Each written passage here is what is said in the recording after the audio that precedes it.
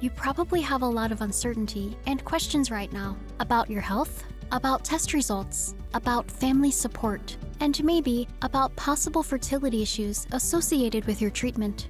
You're not alone. When undergoing treatment for cancer, there are patients who have concerns about their ability to become pregnant someday. It might feel overwhelming to think about the future or fertility, but many people find comfort in talking through their concerns with members of their healthcare team. Professionally led support groups can be another valuable source of encouragement and information.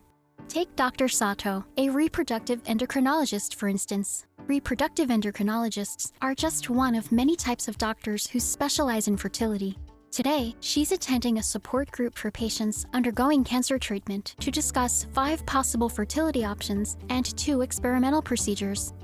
After introductions, Dr. Sato reminds the group that every patient is different and no solution can work for everyone. She also encourages all the participants to speak with their palliative care team and seek personalized care from a fertility specialist. Age, type of cancer, form of treatment, and other factors can make a difference. One member asks about freezing her eggs. She thinks she heard something about it somewhere. Dr. Sato tells the group about a few different procedures involving cryopreservation or freezing tissues for later use. Egg freezing, also known as egg banking or oocyte cryopreservation, is when unfertilized eggs are removed from a patient's ovaries and frozen. The eggs can be thawed later and fertilized with sperm in a lab. Embryo freezing, on the other hand, is a procedure with a longer history where eggs removed from the ovaries are fertilized with sperm. Then, the formed embryos are frozen and can be implanted into a patient's uterus at a later time. Another group participant has an upcoming surgery and doesn't know if she wants to deal with that in cryopreservation on top of everything else she has going on. Dr. Sato understands that patients have a lot to balance and suggests the patient speak with her doctor. She adds, though, there are other ways to potentially preserve fertility. For example, ovarian shielding is one way to protect reproductive organs. This is when a protective cover is draped outside the body during procedures that can scatter radiation over large areas, such as X-rays or total body irradiation. Ovarian transposition might be another option. During this surgery, the ovaries are moved away from the areas of the body receiving radiation therapy. Ovarian transposition can be done laparoscopically or at the same time as other surgeries, such as the removal of tumors.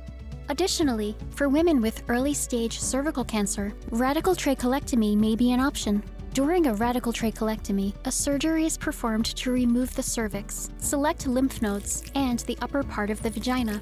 Then, the uterus is attached to the remaining section of the vagina with a special band acting as the cervix. All procedures, including surgeries, include risk. As with all treatments, discuss options with your care team and be sure to understand the possible risks and benefits involved. Dr. Sato adds that these aren't the only options. The meeting today is to give participants an overview and topics they can discuss with their providers later. When a patient asks what kind of research is being done, Dr. Sato briefly describes 2 experimental procedures. For young patients that haven't yet experienced puberty or have mature eggs, a procedure called ovarian tissue freezing might be available. Similar to egg freezing, in this surgery, part or all of an ovary is removed and then frozen. At a later date, the ovary can be thawed and placed back into a patient. And lastly, gonadotropin-releasing hormone agonist, also called GnRHA, is a substance that blocks hormones and causes the ovaries to stop making estrogen and progesterone, 2 sex hormones that play a role in menstruation and menopause. Research is currently underway to determine if GnRHA is effective in protecting the ovaries. Above all else, Dr. Sato has tried to give the support group participants some basic information while helping them feel more empowered to ask questions of their care team. Fertility treatments are a form of healthcare which can raise questions about cost and insurance coverage. Speak with your insurance provider if you have one, and your care team about your circumstances. Different types of cancers and treatments affect patients differently, so not every option discussed today is appropriate or available for every patient.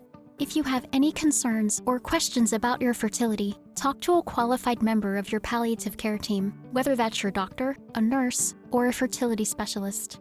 After all, you can't get answers if you don't ask questions.